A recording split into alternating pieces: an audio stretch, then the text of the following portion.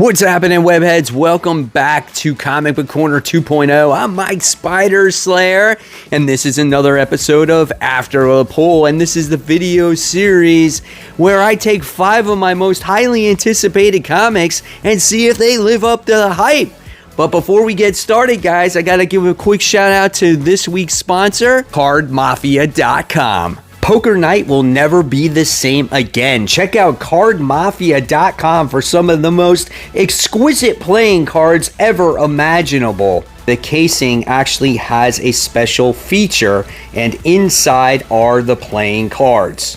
The design that it takes to make these cards are absolutely exquisite. These cards are much more durable. They don't stain, they don't tear as easily. And of course, when you flip this upside down, you get to see Spider-Man is on this card. So whether you're a Spider-Man fan, you're an Iron Man fan, you're a Thor fan, Avengers fan, or other themed decks, you can go on to cardmafia.com. You can order your deck today and you can be the boss of game night.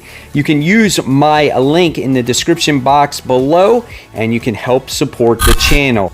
Kicking things off with number 5 goes to the Amazing Spider-Man issue 9. Now, when I looked in the interior artwork of this comic book, I was like, oh my god, it's Patrick Gleason, it's not John Romita Jr. So this book's artwork is absolutely gorgeous. You look through the pages of this thing and you're like, oh man, what a breath of fresh air, seeing some, great scenes between some of your favorite characters, and the colors are bright and vibrant, and it was like, oh man, it's so nice. But right away, when you read this book, you realize that it's an X-Men Gala tie-in. I was like, oh, dude, I wasn't expecting that. So right from the start, I was so excited, and I was like, oh.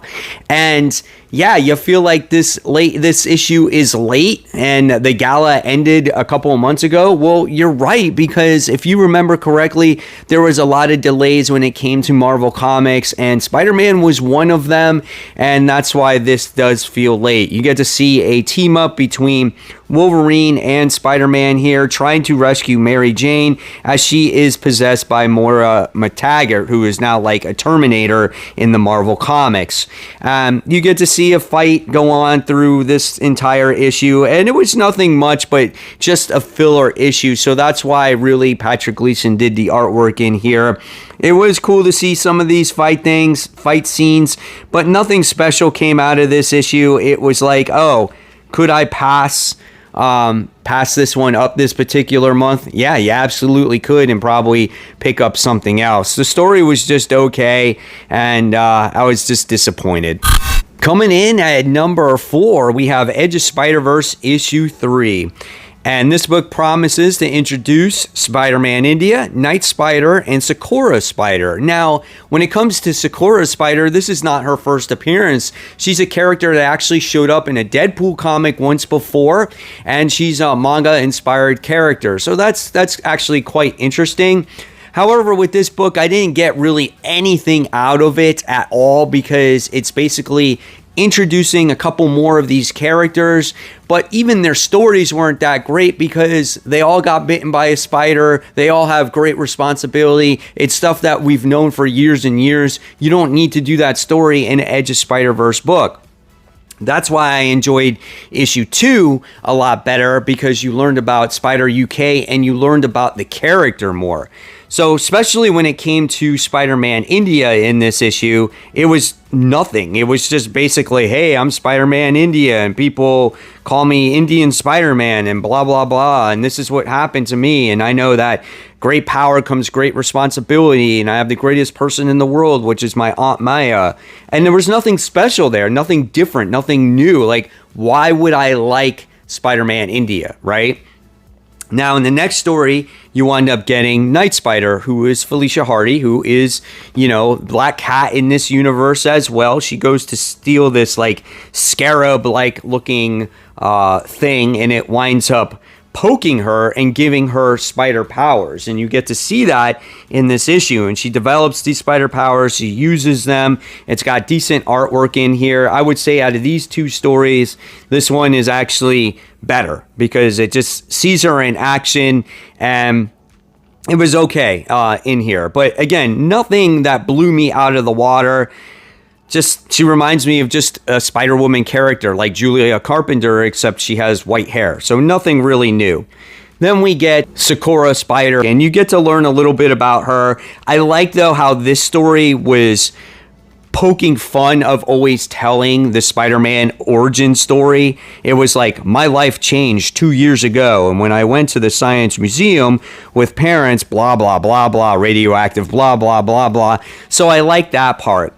The artwork in here is really good, especially if you're a manga fan. And I feel like, again, if you're a manga reader, you might be able to get yourself attached to this character. So I feel like this character has a little bit of potential here. Interesting artwork, interesting coloring when it comes to this book. And you get to see her being recruited at the end. And again, nothing new when it comes to the Edge of Spider-Verse books. So far, issue 2 has been the best one. Coming in at number 3, we have Midnight Suns. This is issue 1. Guys, this comes straight from the pages of Strange Academy. So if you read that series, you're going to have a greater appreciation for this book. I actually enjoyed this book. It doesn't have a real in-depth plot, but, all comics don't need that to make it a good book. I think it had a nice balance. I think it had a solid story. And I like the characters here. The team consists of Blade, Magic, Spirit Rider, Wolverine, Nico, Zoe. And I thought this was, again, a great little ride. And right from the beginning of this book, we get to see Strange Academy introduced. You get a presentation with Blade and Magic and Nico. And then all of a sudden, Zoe, who is one of the students, has this bad vision of some kind of apocalypse that is happening. Now, not only does she see this vision or this dream, everyone sees this dream. And now our heroes are trying to figure out, okay, well, what do we need to do now to stop this from actually happening? And we have to protect Zoe, and we wind up seeing, I think it was Zoe who wound up disappearing, and then we wind up having to have our team members combined. So this is how you get the Midnight Suns together for the first time, and this is a great pinup page at the end of the book. I definitely recommend this first issue. A lot of fun, great action, solid plot. Again, can't wait to see where this one goes. If you're looking for something different and you're like a Supernatural fan, pick this one up, man. Great book. Coming in at number 2, we have Batman vs. Robin. This is issue 1.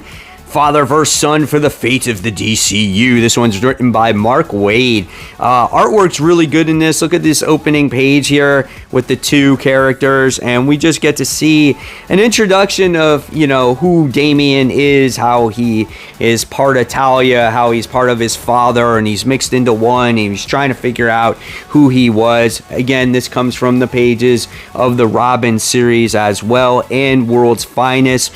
And this book is really strongly based off of magic because Damian is definitely possessed, and he's going against his father. But the biggest thing that happens in this book, which a lot of fans will obviously be excited to see, is a huge spoiler. So if you haven't read your book, please go read it first. Is that we get to see the return of which looks like to be Alfred. Now, is it really Alfred? We don't know. And as you continue to read this book, you don't get that answer. So you're probably going to have to wait until the end of this series to figure out if it's really Alfred or not. Even if it's not Alfred, it sure acts like him. He does everything just like him. And it's great to see him back again. They should have never killed him off to begin with. So it was great to see those character interactions between the two characters. It was like father-son here. Such good stuff. And then in the meantime, we get to see Damian do battle against his father. And we see Batman trying to escape, do anything at all costs. So Alfred doesn't get hurt again, and then he reaches out to his friend Zatanna, as he has this key that can take him to her.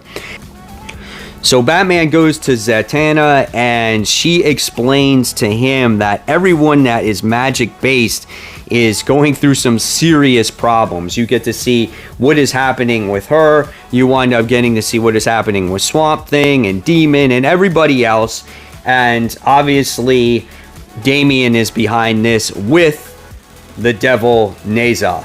I think that's how you say his name, if I remember correctly. It's Zeha or something like that, from the pages of World's Finest. This was a really good issue. I had so much fun reading it, and it was great to see Alfred again. What made this book so special was the character interaction between these two characters.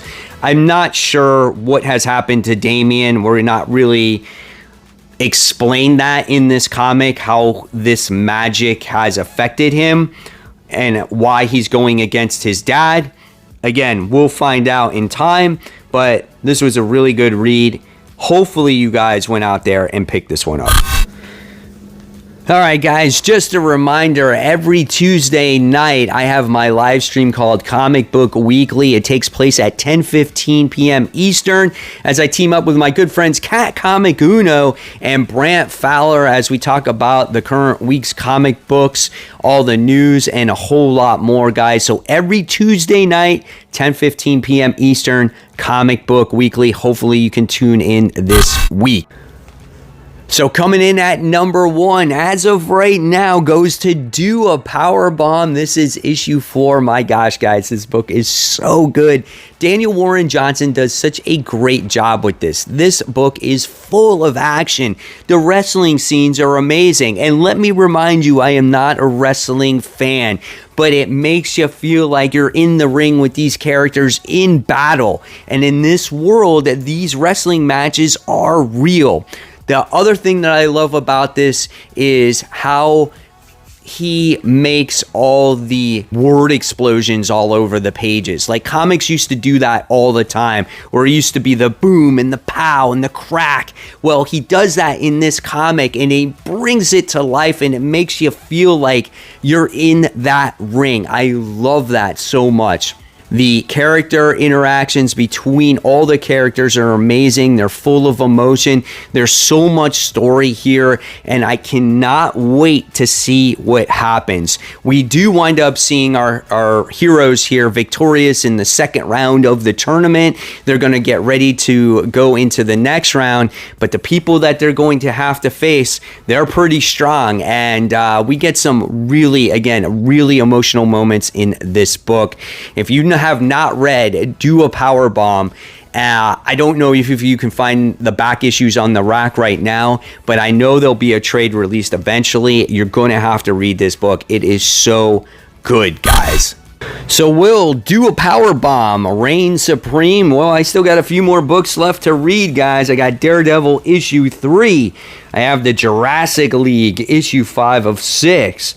I have Scott Snyder's Dark Spaces Wildfire, I have Predator issue 2, Miss Marvel and Venom issue 1, and I have the 06 Protocol. Guys, if you like this video, you know what you got to do. Make sure you give it a like, subscribe, and don't forget to hit that bell for all the notifications. And if you love the content, please, guys, click on the content right here. In fact, this is everything that I picked up on New Comic Book Day. And of course, guys, always remember, keep buying, keep collecting, but always read those comics. Guys, thank you so much. I'll see you real soon.